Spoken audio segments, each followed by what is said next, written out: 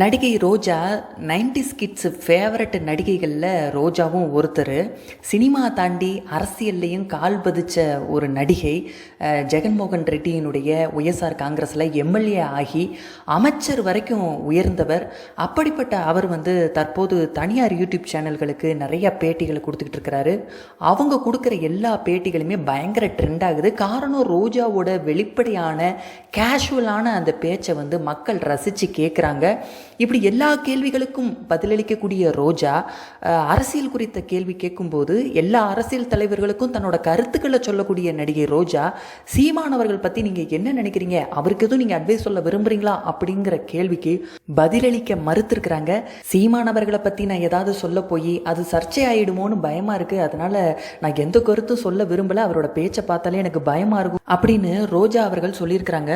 சீமான் அவர்களுக்கு ஏதாச்சும் ஒரு சின்ன இந்த கான்ட்ரோவர்சில நான் வரல. என்ன அவரோட ஸ்பீச்சஸ் பார்க்கும்போது பயமா இருக்கும், அப்படி டான் டான் டான் பேசிட்டே இருப்பாங்க. சீமான் அவர்களை பத்தி ஒரு கருத்து சொல்றதுக்கு கூட நடிகை ரோஜா பயப்படுறதுக்கான காரணம் ஏன்னா, ரோஜா அவர்கள் எம்எல்ஏவா இருந்த தொகுதி தான். ரோஜா அவர்கள் முதல்ல எம்எல்ஏ ஆன தொகுதிங்கிறது தமிழகத்தை ஒட்டி இருக்கக்கூடிய ஆந்திர பகுதி தான். பெரும்பாலும் ரோஜா அவர்களோட தொகுதியில் பல தமிழர்கள் இருக்கிறாங்க. அந்த தமிழர்கள் அனைவருமே அண்ணன் சீமான் மீது பற்றுதல் கொண்டவர்கள். நாம் தமிழர் மீதும் தமிழ் உணர்வு கொண்ட அந்த தமிழர்கள், அந்த தமிழர்களோட வாக்குனால தான் ரோஜா அவர்கள் முதல்ல எம்எல்ஏவே ஆனாங்க. இதனால சீமானவர்களை பற்றி ஏதாவது பேச போய் அது சர்ச்சை ஆயிடுச்சுன்னா இது மூலமாக தன்னோட தொகுதியில் மக்களோட செல்வாக்கை இழந்துருவோமோங்கிற அச்சத்தில் தான் ரோஜா அவர்கள் சீமான் குறித்து எதுவுமே பேசலை. மேலும் ரோஜாவுடைய கணவர் இயக்குனர் செல்வமணி அவர்களும் இதை ரோஜாவுக்கு அறிவுறுத்திருக்கிறார். நீ சீமான் சம்பந்தப்பட்ட எந்த டாப்பிக்கையும் தொடாத, எதுவும் பேசிடாத அப்படிங்கிற ஒரு எச்சரிக்கையை விடுத்திருக்கிறார். ஏன்னா ஏற்கனவே ரோஜா அவர்கள் தமிழகத்தில் ஸ்டாலின் அவர்களுக்கு ஒரு பாராட்டு விழா வைக்கிறதுக்காக பங்கேற்கிறதுக்காக வந்திருந்தாங்க. அப்ப பேசின ரோஜா, என்னதான் ஸ்டாலின் முதலமைச்சர் ஆயிருந்தாலும் அவருக்கான எதிரி ஒருத்தர் இருக்கிறாரு, அந்த எதிரியை வென்று காட்டினாதான் உண்மையான வெற்றியாளர் ஸ்டாலின் அப்படின்னு ரோஜா அவர்கள் ஒரு மர்மமா ஒரு பொடி வச்சு பேசினாங்க. அந்த எதிரி யார் தெரியுமான்னு ஊப்பிகள்கிட்ட கேட்குறாங்க. ஊப்பிகளும் மோடிங்கிறாங்க, எடப்பாடிங்கிறாங்க, அமித்ஷாங்கிறாங்க. எல்லா தமிழ்நாட்டு அரசியல்வாதிகள் பேரையும் இந்த 200 ஓபிகள் சொல்றாங்க, சீமானை தவிர. ஆனா ரோஜா கிடையாது, இவர் இல்லை அவர் இல்லைன்னு சொல்கிறாங்க. அப்போ தான் ஊப்பிகளுக்கு அப்போ சீமானத்தான் ரோஜா சொல்ல வருதோன்னு சொல்லி பிபி ஏற ரோஜா அவர்கள் அப்படியே மாற்றி இல்லை, நான் கலைஞரை சொன்னேன் அப்படின்ட்டாங்க. ஸ்டாலின் சார் எதிரில் இப்போ ஒரு பெரிய டாஸ்க் இருக்குன்னு நான் நினைக்கிறேன். நீங்கள் எல்லாம் நினச்ச மாதிரி அவர் முதலமைச்சர் ஆயிட்டாரு. ஆனால் அவர் எதிரில் ஒரு பெரிய எதிரி இருக்காங்க. அவரை ஜெயிச்சாதான் அவர் சக்சஸ்ஃபுல்லாக ஆகுன மாதிரி. அந்த எதிரி யாருன்னு தெரியுமா? மோடியா? இல்ல. எடப்பாடியா? எடப்பாடி இல்ல. ஓபிஎஸ்ஸா? உங்களால கண்டுபிடிக்க முடியாதுன்னு புரிஞ்சு போச்சு. அவர் யாருன்னு தெரியுமா? தேசிய இனத்தின் ஒற்றை நம்பிக்கை, உலக தமிழர்களின் உரிமை குரல், தமிழ் தேசிய இனத்தின் இருளற்ற வந்த பேரொலி, எங்கள் தாய்மொழி செந்தமன் சீமான்.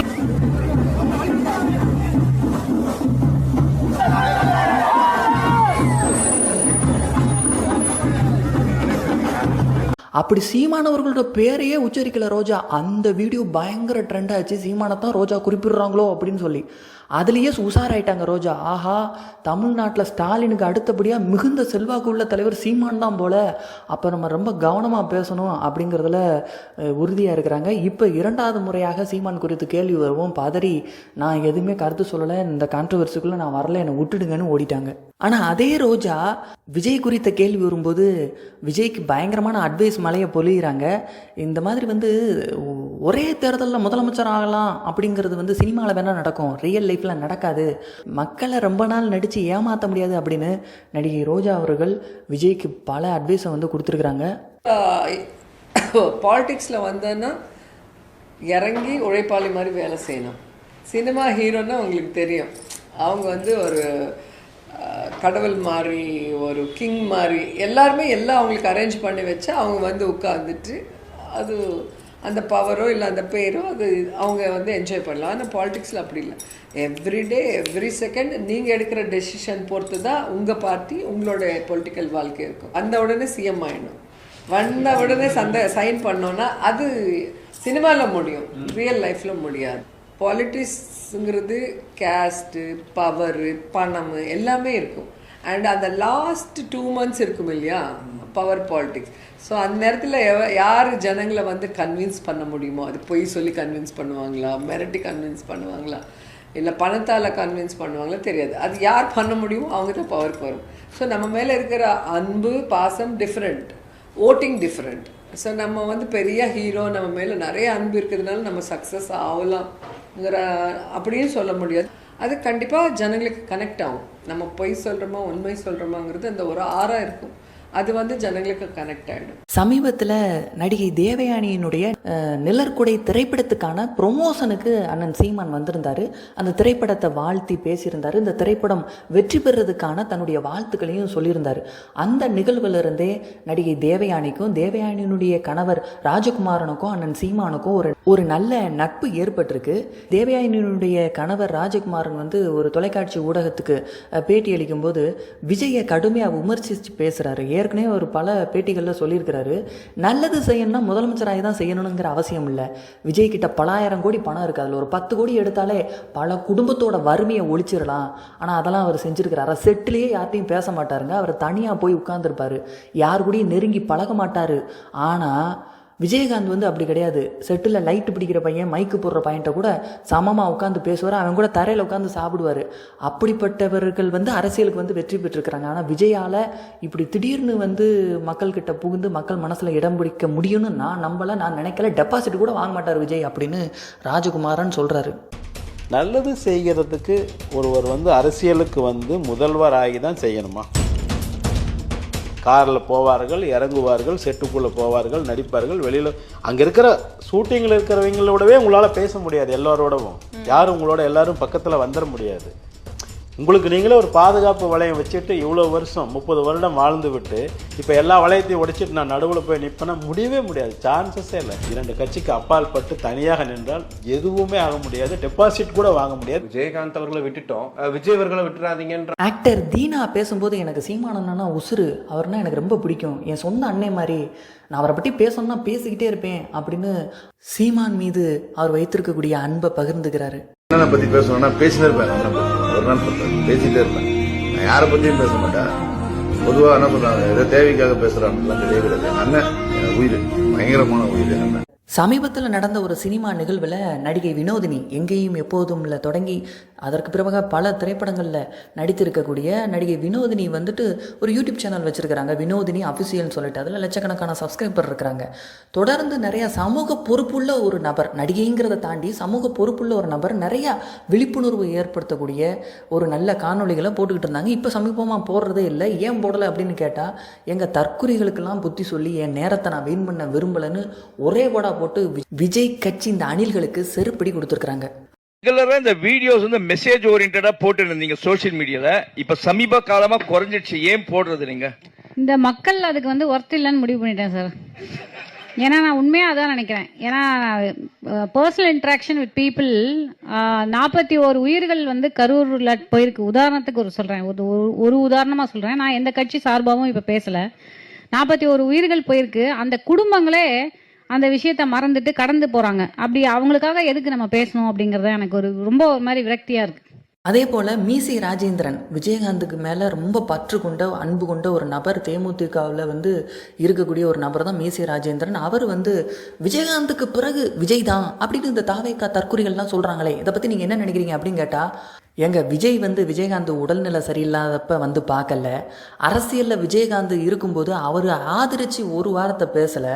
விஜயகாந்தனுடைய மகன் சினிமாவில் வரதுக்காக கஷ்டப்படும் போது ஒரு உதவி செய்யலை. தன் திரைப்படத்தில் ஒரு துணை நடிகர் கதாபாத்திரத்தை கொடுத்துருந்தா கூட இன்றைக்கி விஜயகாந்தோட மகன் இன்றைக்கி பெரிய அளவில் சினிமாவில் வந்திருக்கலாம். அந்த உதவியை கூட செய்யலை. இப்படி எந்த ஒரு உதவியுமே செய்யாமல் விஜயகாந்தனுடைய லீகசி, அவருடைய பேரையும் புகழையும் தன்னோட அரசியல் லாபத்துக்காக பயன்படுத்தக்கூடிய இந்த விஜயின் கேவலமான புத்தியை விஜயை நான் காரி துப்புறேன்னு மீசை ராஜேந்திரன் ஆவேசமாக பதில் கொடுக்குறாரு. விஜயகாந்த் அவர்களை விட்டுட்டோம், விஜய் அவர்களை விட்டுறாதீங்கன்ற எம்ஜிஆர் கூடயும் விஜயகாந்த் கூடயும் கம்பேர் பண்ணிக்கிறது சரின்னு நினைக்கிறீங்களா? இதுதான் என் பதில். எம்ஜிஆர் எப்பேற்பட்ட ஆளு, கேப்டன் எப்பேற்பட்ட ஆளு, நீங்க போய் அவங்களோட போய் இவரை சரிசமமா நீங்க கம்பேர் பண்றதே தப்பு சார்.